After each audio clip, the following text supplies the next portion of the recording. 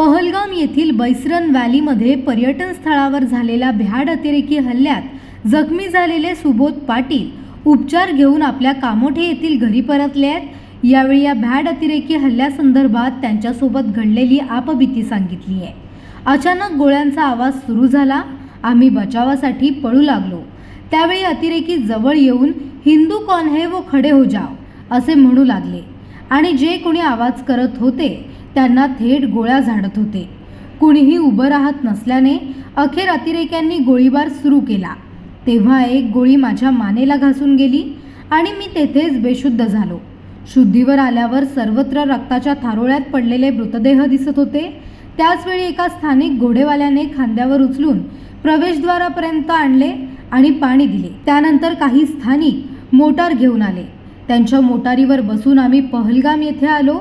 तिथे प्राथमिक उपचारानंतर हेलिकॉप्टरद्वारे आर्मीच्या रुग्णालयात घेऊन जाण्यात आले व तेथे पुढील उपचार करण्यात आले।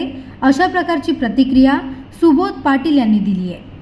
आम्ही त्या दिवशी गेलो वरती घोड्यावरती गेलो जागेवरती आतमध्ये गेलो ते आमच्या एंट्री केली आतमध्ये 3-4 मिनटं आम्ही आतमध्ये गेल्यानंतर लगेच पाठीमागून आवाज यायला लागला। म्हणून त्याचा एक आवाज येत असेल मग आम्ही जर पुढे गेलो तर 2-3 मिनटं ते लगेच आवाज यायला लागला। आम्ही पाठीमागे बघितलं तर पब्लिक अशी म्हणजे धावायला लागले होते धावायला लागले तर आम्ही पण त्या दिवशी आम्ही धावायला लागलो। बाहेर झालं पण मार्ग नव्हतं तर टायरचं कंपाऊंड होतं जाऊन पब्लिक सगळी तिथे काही झोपलेली होती काही बसली होती। आम्ही तिथे बसलो आम्ही तिथे एक अतिरेकी जवळ आल्यानंतर आम्हाला सांगितलं हिंदू कोण आहे खडे हो जाओ। आम्ही सगळे घाबरलेले होते सगळं ते आणि जो कोण बोलत होता त्याला त्याला ते शूट करत होतो। प्रत्यक्ष बघितलं आम्ही सगळे घाबरलेलो होतो। मग त्याने आपलं ते कोण हिंदू कोण आहे खडे हो जाओ कोण काय हे करत नव्हते। मग त्यामुळे त्याच्यानं ते शूट करायला सुरुवात केली जवळूनच। एक समर्थ कृपा म्हणून गोळी माझ्या इथनं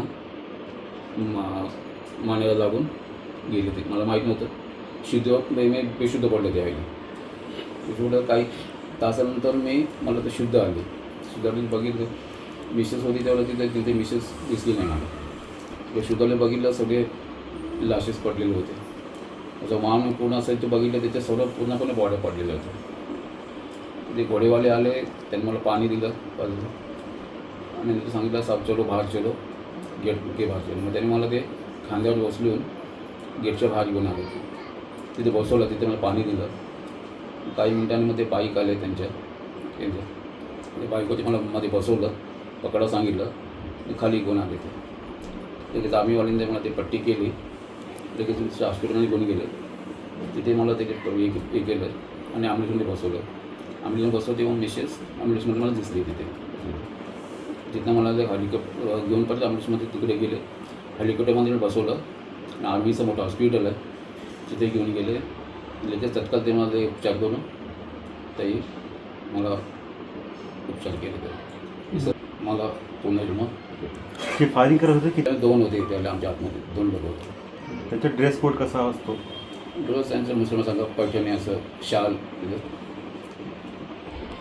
उत्तम झाले सगळे केंद्र सरकारमधून अमित शहा आले होते आपला महाराष्ट्र सरकारमधून दिलीस महाजन माननीय एकनाथ शिंदे साहेब दुसरे राहुल गांधी साहेब आले होते ते विचारपूस करून